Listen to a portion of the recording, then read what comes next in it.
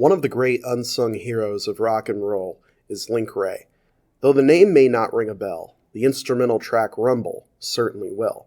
A track heard, covered, and featured across music, influencing the likes of Eric Clapton, Jimmy Page, Pete Townsend, Bob Dylan, and Bruce Springsteen, to name just a handful.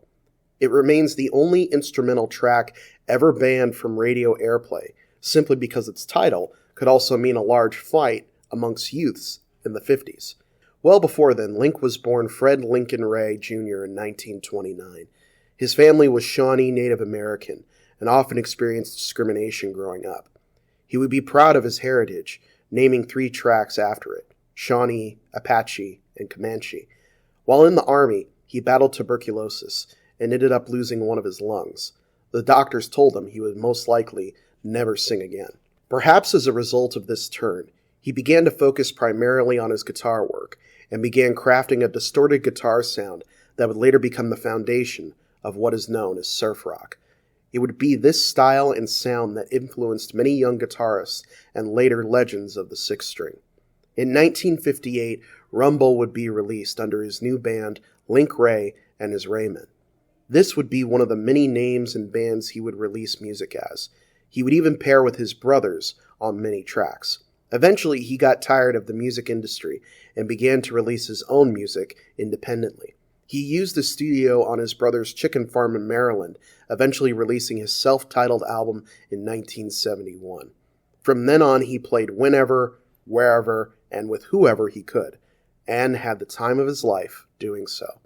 Many of his shows would be broadcast on radio, exposing him to many more listeners, specifically in the San Francisco and Los Angeles area. He would release numerous records both solo and as a featured player. In the 1980s, he would move to Europe and eventually die of heart failure in 2005. He would be 76 years old. His legacy would live on with future releases and honors, including inductions into the Native American Music Hall of Fame and Rumble being inducted as a single in the Rock and Roll Hall of Fame. His library of work, thanks in part to the internet, has seen an almost infinite unearthing by the public. Anyone who has ever picked up a guitar and cranked the distortion owes a debt to Wray and his work. His contributions to the musical landscape are still felt to this day. Seek out the material if you haven't already. It will expand your mind and make your soul buzz, boogie, and yes, even rumble. What do you think about his work? Let me know in the comments below. The content on this channel is made possible from viewers like you. Help the channel grow by supporting me on Ko-fi, which you can find a link to below. You can also help by liking, commenting, sharing, and subscribing. Thank you again for watching, and I will see you guys next time.